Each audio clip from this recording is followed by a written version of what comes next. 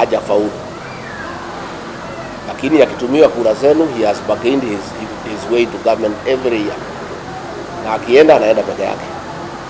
So nyinyi mnasukuma yeye anakuwa number 2, using the vote of the Western people. He negotiates his way into government. But he only goes along, he doesn't carry with you. It is about time the people of Western Kenya made a very conscious decision on how to organize their vote to count and to amount to something. Na mimi naona nikifikiria kura zetu pale kwa Mlima Kenya na za watu ya magharibi zikiunganishwa, alafu tuongeze za Wakenya wengine, tutakuwa very successful. Lakini watu ya magharibi wakikubali tu kutumika kusukuma kiongozi, anafika pahali anafika, anakuja ana negotiate mambo yake kwa serikali. Kama sasa tukiangalia siku Azimio ilikuwa imeundwa, if Raila had become president, kiti ya finance minister ilikuwa imetangaziwa itakuwa ya Oparanya. Azimio haikufaulu, Raila amekuja kwa William Ruto, amenegotiate serikali. Hiyo kiti alikuwa ameahidi Oparanya amepatia John Mbadi. Sasa nyinyi kazi yenu tu ni kusukuma mtu, anafika pale anachunga maneno yake. Mimi ningetaka kuomba kwa heshima jamii ya magharibi, mufikirie tena. Kwanza muungane, muongee na sauti moja, na msiogope ati mtabiwa nyinyi wa kabila. Mimi nimefurushwa pale ati mimi ni mkabila. Hakuna ukabila ulikuwa hapo, ni vile kura ya kwangu ilitaka igawanywe mara mingi isikuwe nothing. Mimi nikakataa, nikasema watu ya Mlima Kenya tuungane, ndio kura yetu ikuwe ya maana, na tusifanywe watumwa ya mtu yeyote. Ndio nikaambiwa hiyo ni ukabila. Mimi nataka kuuliza nyinyi tu kwa heshima, mfikirie vile mtaunganisha hii jamii ya Mlembe na msukume kura yenu. Mkingangana kabisa mnaweza kuwa na 5 million votes. Na hizo kura msichukue tu siku ya kupiga kura mjitokeze, kwa sababu voter turnout hapa haikuagi mzuri sana. It is 65-68%. Mpige 95, 96, 97, 98 up to 99%. Na msiogope, mkuje tuketi na nyinyi na Wakenya wengine, tuunde serikali, tuheshimiane na tuweze kutatua zile shida ziko hapa katika mkoa wa Magharibi. Mimi nimesikia ya kwamba huyu mzee wetu Raila akisukumwa kwenda AU. Nimesikia watu ya Rais William Ruto ya UDA wakisema wale wachache wamebaki kwa UDA kwa sababu wengi wametoka. Wanasema ya kwamba huyu mzee akifaulu kwenda AU atahandle watu yake wote kwa William Ruto, wakiwemo watu ya Western. So nyinyi kama mtakuwa watu ya kuwa handed over to somebody else, mtatushangaza sana kama Wakenya wengine, kwa sababu kura zenu they are enough nyinyi kwenda kwa mesa direct bila kupitia kwa mtu yeyote. Itakuwaje nyinyi kila wakati mtapitia kwa Raila Odinga kwenda kwa meza ya Kenya ya kupanga vile Kenya itakaa? Mkiwa united vizuri, mjipange vizuri kama jamii, mkiwa kura milioni 5, mtakuja meza ya Kenya direct bila kupitia broker. Hakuna haja ya political brokerage. Nyinyi mko na watu wamesoma, wanajua kizungu, wanajua mawakili. Kwa nini muhitaji mtu mwingine ndio mpige kwa serikali? Hii ni kitu lazima mufikirie kama jamii, ya kwamba ni makosa jamii kwenda kwa serikali kupitia kwa mtu ya nje. Nyinyi mjipange, muandikishe kura milioni 5, muungane, muongee na sauti moja, tutakutana kwa meza ya Kenya. Mimi nitakuwa pale na watu yangu, nyinyi mkuje na viongozi wenu, watu wa Western wakuje, wale ya Coast wakuje, wale ya Rift Valley wakuje, tuongee, tupange hii Kenya pamoja. Lakini haionekani vizuri ya kwamba jamii nzima ambaye kura yenu hata ni mingi kuliko ya yule Raila Odinga, ya kwamba mnapitia kwake kufika kwa meza ya kitaifa. Ni makosa kubwa sana. Na mimi ningetaka kuchallenge jamii ya Waluya, lazima mkubali ya kwamba nyinyi ni wengi na muko na uzito wa kutosha kisiasa wa kufika kwa meza ya kuongea mambo ya Kenya bila kupitia kwa broker yote, mkuje direct. Hiyo ndio ombi langu, na mimi ningetaka niseme nimeona viongozi, huyu waziri Eugene Wamalwa, huyu Cleo Malala, huyu gavana wa Trans Nzoia anatembea, ni viongozi ambaye nikiwasikiza, nikiona vile wanatamuka, nikiona vile wanaendesha siasa yao, kwa maoni yangu ni viongozi mnaweza tegemea kuunganisha jamii ya Waluya na kuja kwa meza ya kitaifa kuongea mambo yenu na kupanga mambo yenu bila kupitia kwa broker. You have enough sons and daughters who are qualified to go to the national negotiating table to negotiate for the community without having to go through a broker. I don't know why a community as large as this one, with your numerical strength, with sons and daughters who are well educated, with professionals who have a lot of experience, why would you want to get into the national equation through a third party? It doesn't make sense to me, and that is my appeal to the people of this region to be united.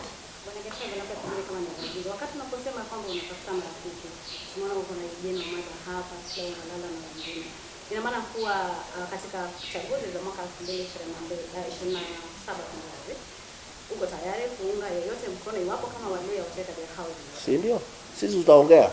Unajua pale kwa meza tutaweka kila kitu pale kwa meza. Na watu ya Western, for them to have meaningful impact, first you must be united. Na msikubali. Why do you want to come through somebody else on the national table? Are you lesser? Are you the sons and daughters of a lesser God? Why would a community with 5 million votes go through a third party to go to the national negotiation table? Let this region be united. 5 million. Wale watu ya Lower Eastern wakiongozwa na Kalonzo Musyoka 4 million. Sisi pale tuko na karibu 9 to 10. Watu ya Coast wakuje, wengine wakuje, tuongee. Sisi hatusemi we have tumeunga wengine mkono, sisi tumeunga Rais William Ruto mkono unconditionally. Tuliunga yeye mkono unconditionally. And it's a great mistake that I made as a leader of that region to go to support William Ruto without conditions and without a written agreement, because he has shortchanged us and thrown us out of government because we were not careful. And to give credit to your sons Musalia and Wetangula, at least they seem to have known him better. At least wali insist wapewe agreement, although it has not been honored, but it is there. Na ndio nilishangaa nikiwa accused pale ati mambo ya shareholding, wabunge ya Western wakinifukuza. Mimi nilikuwa natetea nyinyi mpate share yenu. Your share was 30%, you only got 3%. Sasa mimi natetea nyinyi mpate shares yenu. You are promised 1,000 kilometers of tarmac, not an inch has been put. Mimi nilikuwa naulizia nyinyi hiyo. Mlikuwa promise Nzoia, Mumias itakuwa revived. Nothing has been done. Pan paper, nothing has been done. Mambo ya irrigation, nothing. When I was saying we had an agreement ya shareholding, Wetangula and Musalia negotiated a 30% stake in the government. Not just their two positions. Walipopata hizo mbili wakanyamaza wakatosheka. Mimi nilikuwa napigania nyinyi. Kama mna rafiki watu ya Western katika Kenya hii na katika GACHAGUA, when I was fighting kwa shares, yenu ilikuwa kwa karatasi imeandikwa. Mimi ya kwangu nilikuwa napigania na kuna bahali imeandikwa. Ndio nilikuwa na shida mingi sana na William Ruto, kwa sababu ananiruka ile tulikubaliana a gentleman's agreement. Lakini yenu is written, and I want to challenge Musalia and Wetangula. The 30% that was negotiated for Western Kenya, fight for it. Don't be cowards. It is there, it is written. So kama mna rafiki mnaweza tegemea kwa hii Kenya ndio GACHAGUA. I meant well for this region. Sasa wabunge wenu wakaamua ati mimi ni mkabila nauliza shares. Na ile shares nauliza ni yenu. Ile mimi nauliza yangu is not written anywhere. Rais anaweza ruka ama asiruke, lakini yenu haiwezi rukwa. So we are saying let the Luya nation be united. And I have told you, I have seen brilliant sons of this land the Honorable Eugene Wamalwa, the Honorable Cleo Malala, Governor Tebea and others, please back them up by being united. Because if you are not united, they cannot be strong in a negotiation. But if they come fragmented, you can't make an impact. And that is why, for the longest, kura yenu yote imekuwa kwa mtu mwingine ndio ana negotiate naye. Raila ametumia kura yenu hapo kwa serikali, anatumia kura yenu anaenda AU. Kila wakati ametumia kura yenu. Why can't you just use your vote to negotiate directly? Mkuje muongee na wengine. So tafadhalini, let the community be united. Let the leaders who have shown the mean well for the community take the lead. Come, let us talk people who are like-minded and who mean well for this country. My name is Douglas Bini. I work for the people doing this work. We are having a dialogue. We are negotiating. We are talking to our leaders. My question is you have talked about one issue, is that the issue of shareholding. That the people of the mountain are short. But we have recently seen, as the head of state, President Ruto appointing some men from the mountain. Does it mean that those men do not represent the people of the mountain? No. You miss the point. The people of the mountain, the people of Western, the people of Kenya do not need the positions. They are meaningless. What they need is tangible development. The people of the mountain have negotiated all the projects ambaye ilianzishwa na Rais Uhuru Kenyatta, hii serikali imaliza imekataa. We have negotiated a good business environment. The government has turned against the people, demolishing their houses, evicting them without notice. Those are the issues. Hao wamepatiwa kazi, hizo ni zao na familia zao. They are meaningless. You know, hata nyinyi, I don't think what you need are positions. What you need is 1,000 kilometers ambaye rais aliahidi atafanyia watu ya Western. Is the revival of Nzoia Sugar Factory, the revival of Mumias, issues of irrigation. How do we make sure the fertile soils of Western become meaningful to the people of this region? Because muko na rutuba nzuri sana, lakini we need roads. Tunataka barabara za lami, tunataka stima iunganishwe, tunataka madarasa ijengwe. Those are the real issues. Issues are not positions. And I can tell you, hiyo viti watu ya huko hata ikipeanwa ngapi, hata kama umesoma mitandao wanasema hata ukifufua Dedan Kimathi umpatie kuwa deputy president, people cannot change, because that's not what they want. People want development. Na nyinyi you have already an agreement. Muulize viongozi wenu hii agreement, na nilitoa pale bunge, ukitaka copy nitampatia. Muulize viongozi wenu hii agreement ya Western, can it be honored? Sasa mnaambiwa the agreement has not been honored. Ati sasa Raila Odinga atahand nyinyi over kwa William Ruto. Sasa nyinyi mtakuwa ni jamii ya aina gani? Kwani nyinyi ni ile rire ile ya kusunguka ile ya kupeana kijiti? Sasa mmekuwa pale, Raila amesaidika, ameenda AU, amesema nyinyi mmenisukuma nimeenda AU, asanteni. Sasa kuanzia leo mimi siko, vile mlikuwa mnanifuata mfuate huyu William Ruto. Nyinyi mtakuwa ni jamii ya aina gani? My second question,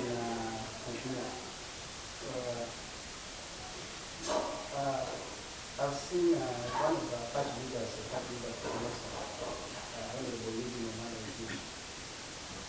and you say that you are here for Christmas and for good collaboration. Can we say that you are snapping on Wamalwa as one of the key leaders you are going to work with for the 2026? Eugene Wamalwa is a great leader. But the greatness of a leader will be defined by the unity of purpose of where he comes from. It is you to make him a great leader and propel him to great heights of leadership by being united. There is no way Eugene Wamalwa can be a great leader if you are still following Raila Odinga to show you political direction. Mtakuwa ni kazi gani mnafanya? You know, you have your own leaders who are qualified by any definition. He's been a cabinet minister for a very long time. He's seasoned. He's a great lawyer. But why would you want to follow another leader from another region to show you on your way to government? Why can't you go to the government directly? So what we are saying, we'll engage Eugene Wamalwa and others. But his relevance in the national political discourse will be informed by the unity of purpose of the Luhya nation and by numbers. So lazima kwanza mukubali, you unite under your leaders from here. Hamwezi kwenda kukodisha viongozi na mko na viongozi hapa. Itakuwa hiyo ni hesabu gani mnapiga? So we are willing to work with Eugene Wamalwa and other leaders. But it is the responsibility yenu kama jamii kupatia yeye nguvu na kumpatia yeye ile weight ya kuja kwa meza na kusema basi mimi nimekuja niko hapa 5 million. We want you to back me to be president. This is what I have brought on the table. And these people are united.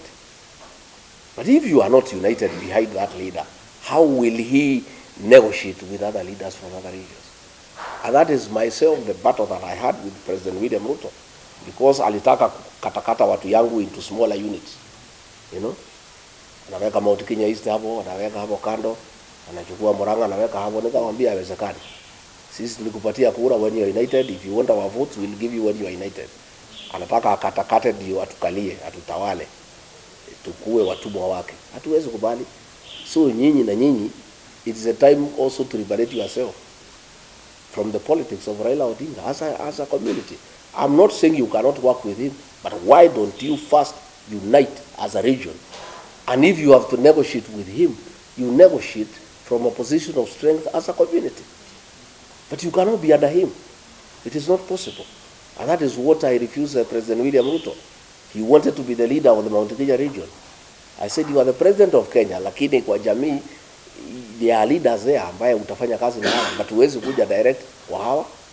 Lazima ukue na hawa wamejipanga vizuri, ukitaka kuongea na hawa uongee na jamii ambaye imeungana. And he did not want that because he knows when we are united, 8, 9, 10 million votes, we are very strong. And it is not possible to shortchange us. So you, as a region, please be united and have your own identity as a region. Na msiambiwe na watu ati ni mambo ya Kenya, ati ni ukabila, oh, we want all Kenyans to be united. You know, when I have listened to the president, when he's talking about Kenya being united, what he means is Kenya being united behind him. That is what he means. Hii akiongea ati mambo ya Kenya kuungana, what he means is behind him. Kenya is not at war with anybody. All communities are working together. The people of Mlembe and others, we are friends. There is nothing to unite us. It's you to unite as a region so that you go and engage other regions who are also equally united. So, kibarua iko kwenu, my friend from the people. As you speak, do you think that the mountain is one? Because most of the political analysts have said that the mountain is divided more than ever. Most of those analysts are not from that region. They don't understand that region. That region learned bitter lessons in the year 1992 and 1997, when, out of lack of experience, we fell into the machinations of President Moi and divided the region, some people behind Kibaki and others behind Matiba, and we lost. Since the year 2002, we have remained united all the time, and that is why we are always in government. And that is why we are going to be the next government. The mountain is one. In fact, we have even now, the Kamba people have come in as Mount Kenya South. The mountain is getting larger. Na tunataka hata nyinyi watu ya Mlima Elgon pia tuungane. You know, tukue watu moja so that we can make progress. You know? So those are people who are wishing that the mountain is divided so that they can manipulate us politically. I can assure you they will be sorry, they will be ashamed. The mountain will vote in one basket. To a man, 99% they'll vote in one basket. Hiyo ingine ati kugawanya, you can divide leaders. Those leaders ambaye wanatumika na rais kugawanya watu ya mlima, none of them can go home for Christmas. That tells you. Viongozi wako, they are divided, some are in Mombasa, some are in Eldoret, others in Nairobi. None of them can go to the mountain because the mountain itself is solid. And it has said those are traitors to the community. They cannot go home because they are being used by the president to divide the community. And the community has refused. I want to ask the people of Western to have unity of purpose, to be one as Western region. The 4 counties, plus your diaspora in Nairobi and Mombasa, talk as one, put together 5 million votes, and agree to come out on the voting day. And I can assure you, if you do that, you will be in government for eternity. You will never be out of government. But if you continue being divided, and you continue dealing with national matters through proxy, through a third party, where will you go as a region? And don't you have competent sons and daughters who can lead this region? Why do you need a third party to lead your community? You can just come directly to the national table as the Luya nation and bargain and negotiate your stake in whatever government that will be formed directly without going through a third party. Well, there is a question I wanted to weigh in, and this is about impeachment. Considering the laws that the impeachment are passed,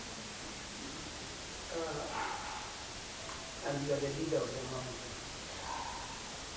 and it's likely that you might not be eligible for political or public office for another 10 years.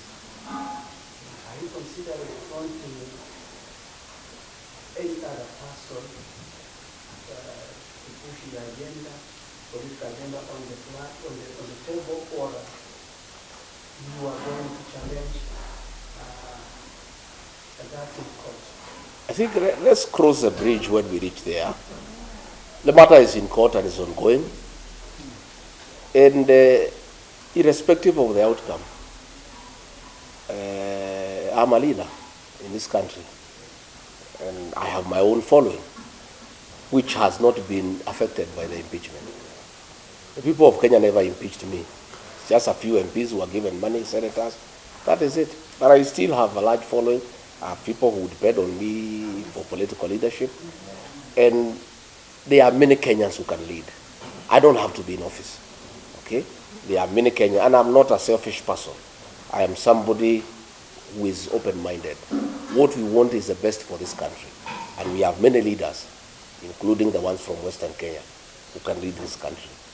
You know, and we cannot, I don't want to say what will happen in court. We have a court case, and we think the court will give us justice that is favorable to us. But it doesn't matter whatever it is that we are talking to the people, and the people are listening to us. And they are not listening to me because I am in office. I am not in office. They are listening to me because I have something to offer, you know. And if I was as useless as the ones we pitched us wanted us to be, they will not be following me all over and disrupting my meetings. If you look at newspapers and the social media, all the government people, they just talk about me every day, much more than they were even talking when I was in office, which means I have something to offer, and I have some significant contribution to make to the politics of this country. So we'll continue engaging. Excellency. Yeah. Yesterday you saw it like that. What is your adjustment? What happened? You know, we have a desperate regime that has lost favor with the people of Kenya. Desperate people do desperate things. A police officer threw tear gas at us. The meeting went on, and the people were dealt with by Wananchi. You know, Wananchi are protecting our meetings. Our Wananchi will not allow that kind of nonsense anywhere. So the meeting still went on. Nothing stopped the meeting. These are just desperate people. They have nothing to offer the people of Kenya. There are so many questions, abductions, they cannot answer. Cost of living, they cannot answer. Poor economic management, they cannot answer. They are left to desperate acts of trying to stop our meetings. In fact, those acts of trying to stop our meetings make the people more agitated by the government, and they become very rebellious. So to us, it's neither here nor there. It's just an act of desperation by a regime that has lost credibility, that has lost legitimacy, that has lost the goodwill of the people of Kenya. And when people are desperate, they are allowed to do desperate things. Yes, there are those who say that the attacks are planned by the people so that you can keep sympathy. Do you want to believe that kind of thing? Do you want to believe anything this government is saying? They say there are no abductions. President said more than 5 times there are no abductions. He seems to have changed his mind and said he is going to stop the abduction. So if he is going to stop the abductions, who was doing them? Do you believe anything these people say? These people will say anything. They are not believable anymore. People are tired of lies, you know, and everything is there. It's on video. People can see what was happening. A fellow was arrested last night. The Inspector General of Police ordered that he be released unconditionally because they were behind it, and he's a police officer. But those are desperate acts. They change nothing. They just pick the people more burden. Based on that, you have been claiming your life is in danger. Who is after your life? Who else do you think will be after my life? The answer is you all know the answer. I did not add anything more. On matters of action, you had said that you're going to release those here. Are you still going to release it? Yes. I said they need to dismantle that unit. I didn't want to name the building because there are people there doing businesses, and you'll be putting that building and the people in that building into danger. I'm giving the government time to dismantle that unit on the 21st floor of that particular building. I said the officer is called Abel. He is a cousin to somebody very senior in his administration. The cousin now knows that we know him. So I have a feeling, I'm not sure, that the decision by the president to admit that the abductions and he'll stop them are quite informed by what I said, because we are getting nearer to the truth. So, but since the president spoke now, it's almost 64 hours. The people have not been released. We would like these young people to spend the new year with their families. So, Mr. President, you said utakomesha, lakini hawa watoto bado hufika nyumbani. Order their release from wherever they are. Waende nyumbani, wakae na wazazi wao, washerekee mwaka mpya. You know, the parents are in anguish, they are in agony. Kusema utakomesha is not enough. You need to actually do it by having those young people released. And as I said, it doesn't matter how many people you abduct, it doesn't matter how many meetings you disrupt, unless the president deals with the issues that have made the people of Kenya very angry, he's wasting his time. Even if you abduct the whole country, as long as those issues are outstanding, and they have everything to do with poor economic management, theft of public funds, corruption, state capture, and lack of respect for the people of Kenya. Hii kutukana watu wa Kenya, kusema wako na mapepo, calling them stupid, those are the issues that you have to deal with. Even if you abduct young people, it will not solve any problem. It will not.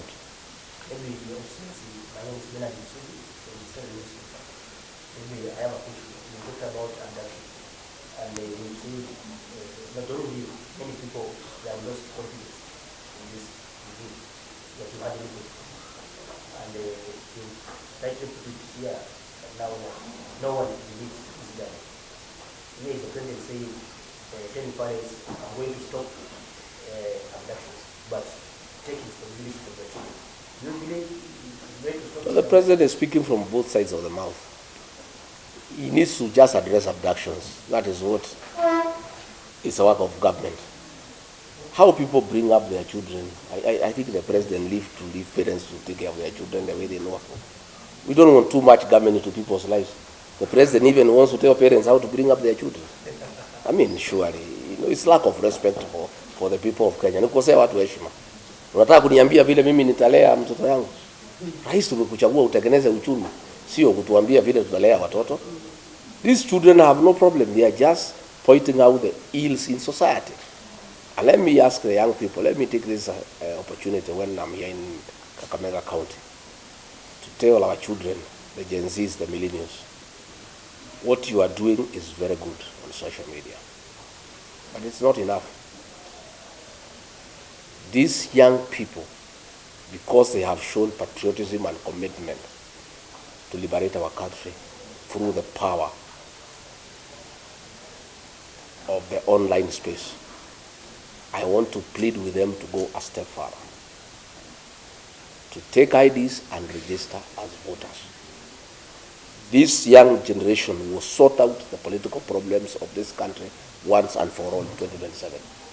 I want to appeal to them wherever they are, but they are doing a good job. But to complete what they are doing and to make it meaningful, we need regime change. And that will come through the ballot.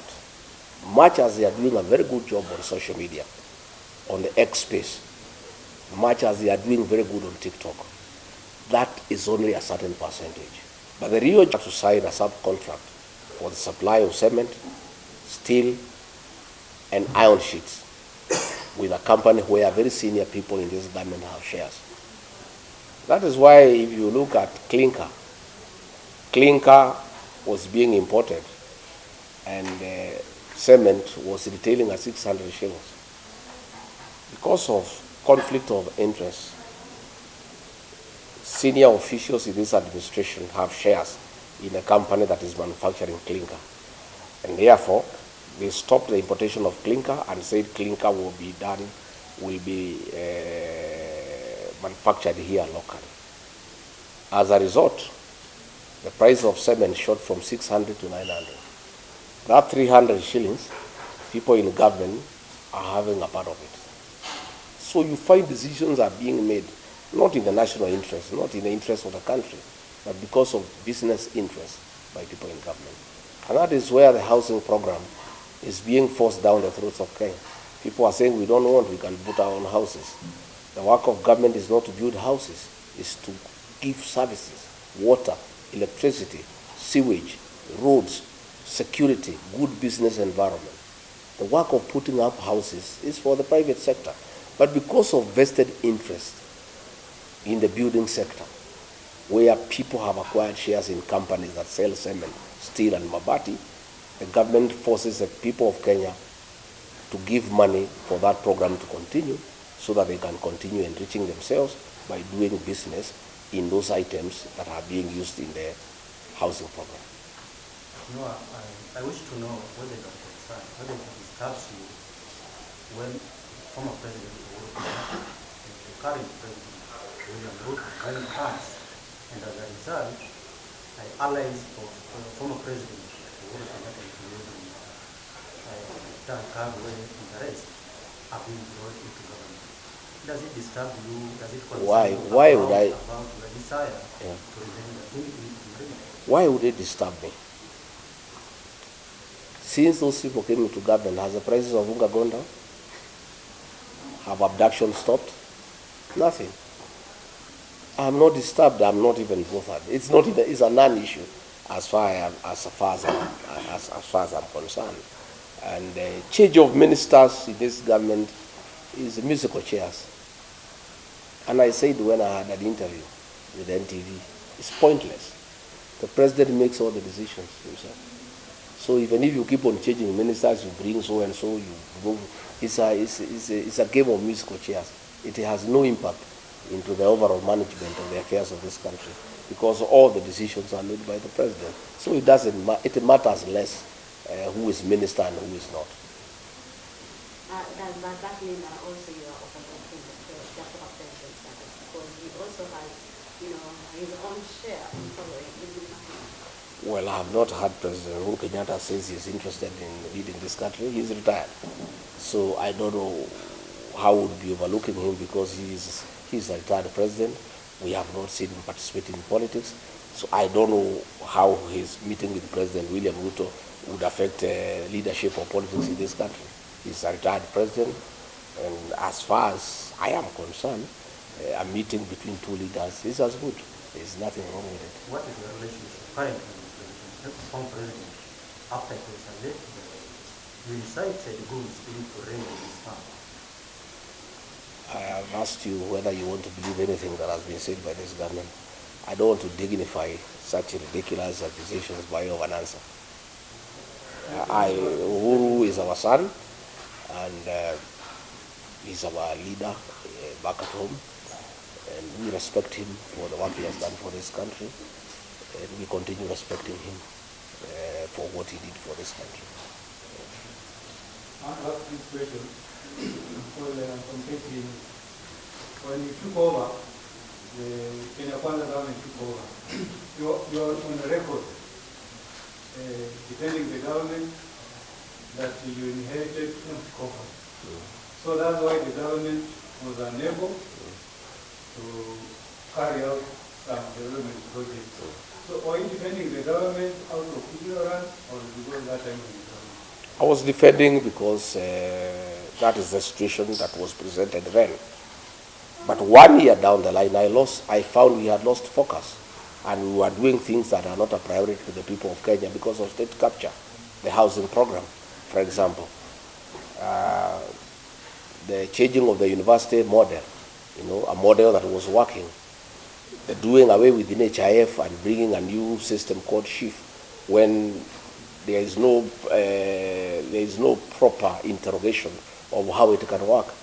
So I was defending because we came in having certain intentions to right what we thought was wrong.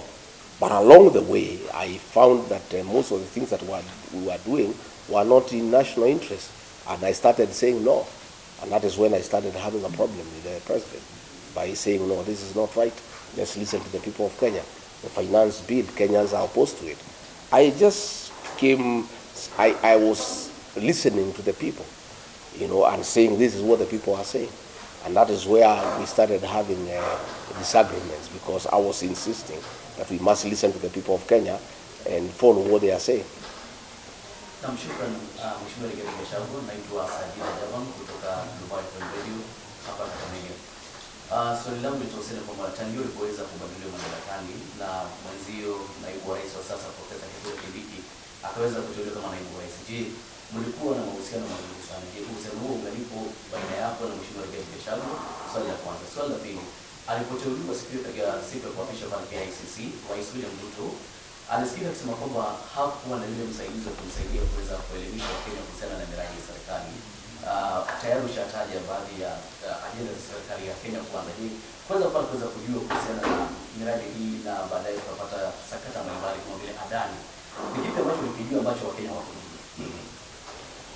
Yes, I heard the president say that he was lonely at the presidency because there was nobody helping him to defend government programs. That is true. I was unable to defend most of them because I could not defend theft and corruption. I could not defend Adani. So I was unable to talk about the housing program because when I listened to the people of Kenya, they didn't think it's a priority. I was unable to defend the migration from NHIF to SHIF because it's not working out well for the people of Kenya. Why I could not do it is because I was elected. I was not answerable to President William Ruto. I was answerable to the people of Kenya. So anything that the people of Kenya had a problem with, ordinarily when you are elected, you don't fight your own bosses, the people who elected you. Ndio mimi nikashindwa kwenda kutetea hizo miradi. But the person the president chose to occupy that office can defend anything because yeye ni mfanyikazi wa rais. Yeye si mfanyikazi ya raia, hajachaguliwa na mtu yeyote. Yeye ni mfanyikazi wa Rais William Ruto. So akiambiwa kwenda sema Adani ni mzuri, anaenda anasema Adani ni mzuri. Shifu ni mzuri, Shifu ni mzuri. Hii ni abduction, hakuna abduction, anasema hakuna abduction. But mimi, when I was still in office, nikiwa Mombasa, I castigated abductions and extrajudicial killing because I was elected by people. When you are elected by people, you must think about them and what they think about what you say and what you do. And that is the difference between an elected deputy president and an appointed one. And that is why the framers of our constitution, made it possible for a deputy president to be elected so that he can be talking for the people and can tell the president, no, this is wrong. But the situation we are having now, there is no difference between the president and the deputy. They are one and the same. So that was the situation. And I really asked the president to forgive me. I couldn't. I was elected, so I couldn't defend corruption. I couldn't defend things that are against the people of Kenya. There was no way I could do it. But it is not because I'm a bad person, but it's because I was elected. And once you are elected, you must respect the people who have given you the job. Mwisho kabisa, kuna hili swala ambalo wanasema kwamba kuna baadhi ya viongozi wanasema kwamba ni wakati sasa uweze kuketi chini na kunyamaza ili kuweza kuzuia baadhi ya mashambulizi ambayo yanatokea kwa sasa. Na kauli ya mwisho pia nitakuuliza kuhusiana na kuna mpango wa serikali kuweza kuleta ile vaccination ya mifugo mwaka ujao. Kauli yako. Wale wanasema ni nyamaza si wafuasi wangu, ni watu ya serikali. Watu ya serikali wanitakie vema. So ukisikia wakikwambia unyamaze, ujue unafanya ile kitu nzuri, unaendelea. Because if they meant well for me, they would not have removed me from office. Why are they bothered? If I keep quiet, I am better off. Then why should they wish me well? Yeah, I cannot keep quiet because there are many issues to talk about. We cannot keep quiet when the people of Kenya are suffering, when our children are being abducted, when people are being overtaxed. We must speak because we are leaders. And I was not just speaking because I was in office, because I'm a leader in this country who was elected by the people. I must speak for them. Mambo ya vaccination tunauliza serikali ni sawa, lakini huwezi lazimisha chanjo kwa nguvu. Chukua muda uende ueleze wafugaji faida ya hiyo chanjo, na wakikubali chanjo itaendelea. Wakikataa, ukubali wamekataa kwa sababu ng'ombe ni yake, na huwezi lazimisha mtu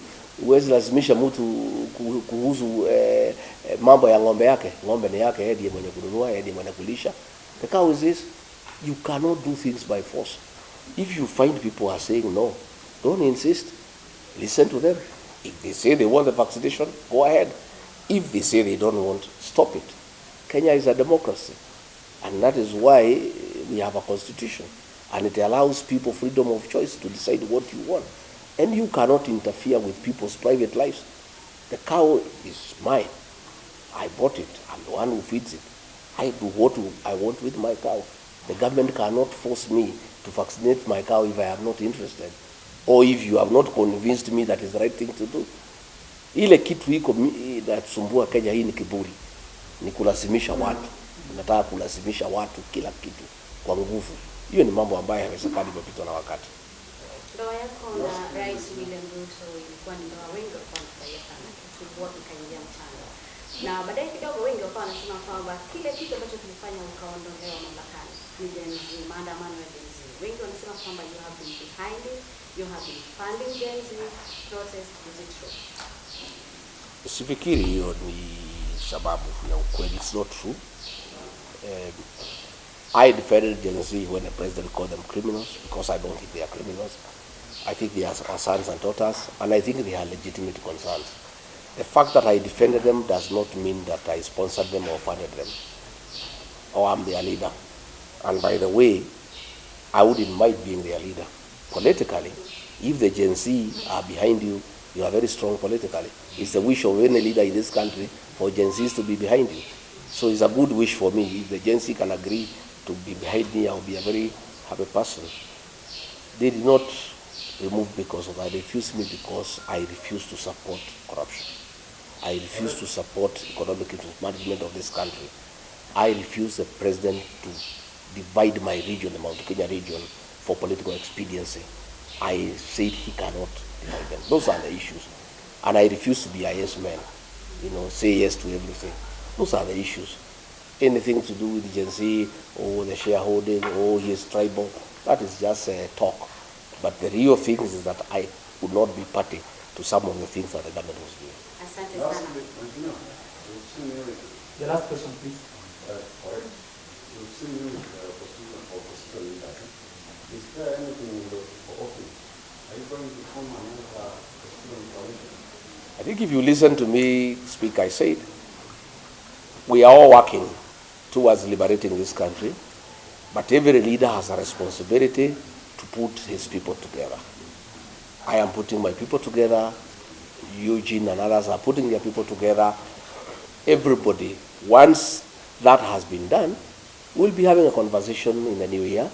How do we now come up with a formula of how to come up with responsible leadership that will be responsive to the needs of the people of this country. So this is an ongoing conversation. This is a process. It takes time, but I can assure you that we have patriotic men and women in this country who will do whatever it is, who will sacrifice a lot to make sure that we get the right governance into place for the benefit of the people of this good country. Asante sana kwa muda wako. Asante. Tena Mulebe Nation. Ile kitu tu ambacho ningependa kuambia kwamba kuna a lot of local and TV and radio stations, national TV stations as well around. So the truth will matter. Nikile the speaker kwingine akisema yale yote ambayo ameweza kusema hapa, lakini thank you so much on behalf of the family. So yote ni Sana. Na mimi nimeshukuru sana, nimetakia nyinyi sikukuu njema na mwaka mpya wenye mafanaka kubwa. Na hii Western mtakuwa mkiniona from time to time. Asante. Hii ni mlima wa pili. Hii ni mlima yetu. Labda Mheshimiwa Eugene aseme kijambo kama I must say it is politically and strategic